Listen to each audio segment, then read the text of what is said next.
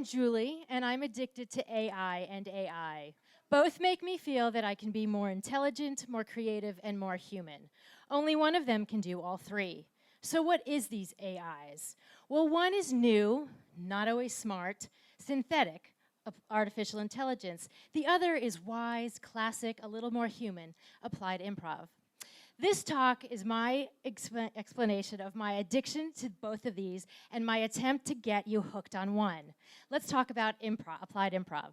When I hear improv, you think of shows like Whose Line Is It Anyway? And Thank God You're Here. These actors are intelligent, they're funny, they make us laugh, but they never use a script. They make stuff up on the fly. That's improv. Applied improv is using the techniques of improv theater, using it to enhance our creativity, our problem solving, and better communication. This real-life practice you see in business, therapy, education.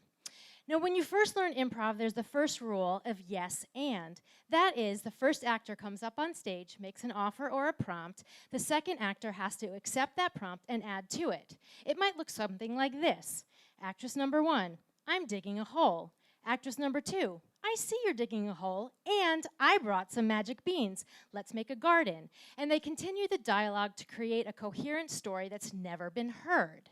Now, when this happens in real life, it's very validating. Feeling lonely, I reached out to a friend and I said, hey, let's go for a hike this weekend. The friend responded, yes, that's a great idea, and let's go gin tasting afterwards.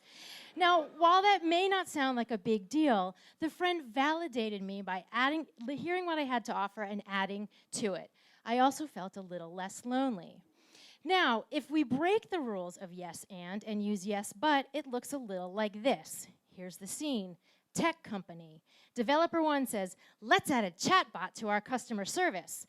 Developer 2 says, well, yes, but that's going to take away from our priority of changing the font and color of our Buy Now button. Total buzzkill. So when I use improv in everyday life, I feel more accepted, loved, appreciated, and I love the element of surprise. Now, new AI, artificial intelligence, comes out. And as every good addict, I needed to experiment to see what kind of high it would give me.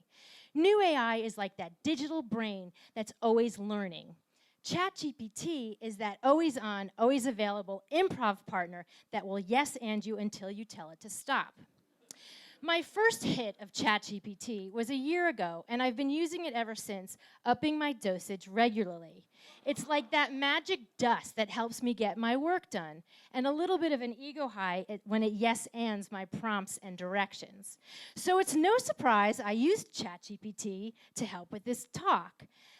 Turns out it's not very creative. While I did get some flashes of inspiration, it wasn't able to write the whole thing nor stand up on stage and deliver it to you.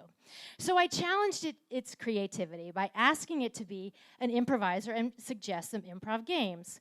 While the games it suggested required it to be human. Obviously, it's not.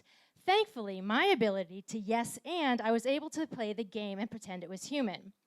But no matter how many humans ChatGPT learns from, it's still not human. And I realized the dopamine hit was not what I needed, nor did it sound like me and all my human weirdness. So this natural human weirdness only comes from one of the AIs, applied improv. I feel more intelligent, more creative, and more human. So how can I get you addicted? Well, in the most human of ways, let's play a game. On the next slide, you will see a scene with a thought bubble. I want you to shout out all the responses that you think belongs in that thought bubble. Don't think too long because you only have 15 seconds. Potato? Keep going. Come on. Come on. Yes. What you're doing here is what I like to call generative applied improv. You are given the prompt and you added to it without using artificial intelligence. Go you, go humans. I invite you to find your favorite chatbot. Prompt it to give you an improv game. Play the improv game, then find a friend and play the same improv game. Remember to yes and then ask yourself, which one was a more enjoyable, more memorable high.